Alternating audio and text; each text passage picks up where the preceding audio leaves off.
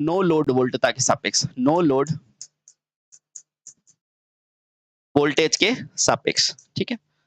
बहुत सही, सब वोल्टेज है बेटा। और मुझे बताओ लोड धारा का किसके सापेक्ष बनाते थे? तो टर्मिनल वोल्ट के सापेक्ष। तो यहाँ लिखो बेटा टर्मिनल वोल्टता के सापेक्ष, ठीक है? बहुत आसान है बेटा, एक ही बार में सब खत्म हो जाएगा, देखना।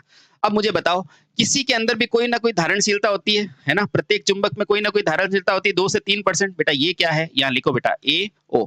आपको पूछेगा ओ ए क्या है? तो बोलना अपशिष्ट चुंबकत्व, यानी कि रेजिडुअल मैग्नेटिज्म, अपशिष्ट चुंबकत्व, ठीक है? ये हमेशा बेटा हर मशीन में होता है, लगभग 2 से 3% तो होता ही है, ठीक है? अब देखो, जैसे-जैसे मैं फ़ील्ड धारा बढ़ाऊँगा, जैसे-जैसे मैंने फ़ील्ड धारा बढ़ाई, तो बेटा चुंबकीय अभिलक्षण कैसा बनता है? इस तरह से। चुंबकीय अभिलक्षण इस तरह से होता है और अंत में जाके क्या हो जाता है बेटा? सैचुरेट, ठीक है ना? और उसी तरह बेटा अब देखो यहाँ से आप क्या समझते हो?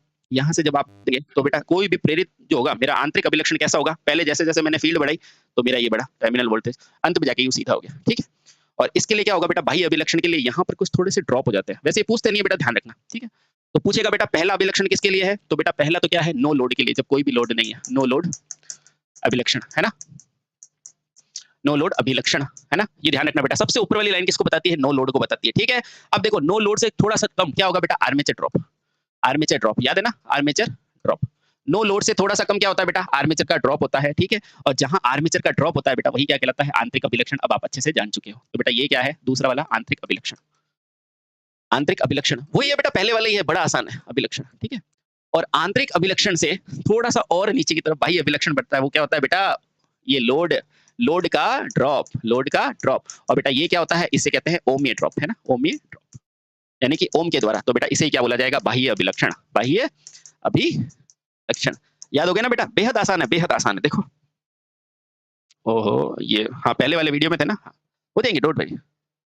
चलिए, तो ये थे बेटा आपके। सबसे पहले आपको क्या याद करना है इसके अंदर? बहुत ही आसान है बेटा। आपको पूछेगा जब नो लोड है तो यहाँ से सीधे अवशिष्ट चुंबकत्व से निकालना और यहाँ ले जाना नो लोड, ठीक है? अब आर्मेचर के थोड़े से ड्रॉप होंगे, यानी कि आईए-आरए, तो थोड़ा सा ड्रॉप बता के ये यहाँ से चलेगा बेटा, ध्यान रखना, आर्मेचर वाला मूल बिंदु से। और बेटा जब इसमें लोड लगा दोगे तो थोड़ा और ड्रॉप हो जाएगा। अरे सिंपल सी बात है, आप घर पे ज्यादा सप्लाई देते हो तो बेटा आपका क्या हो जाता है? ड्रॉप बढ़ता है कि नहीं बढ़ता? बस वही चीज है, मशीनें और कहीं से नहीं आई बेटा। जैसे जैसे लोड बढ़ाओगे वैसे वैसे थोड़ा सा ड्रॉप बढ़ जाएगा। तो ये है आपका सीरीज फिनिश, ठीक है? कल मिलते हैं फिर से। भारत माता की जय।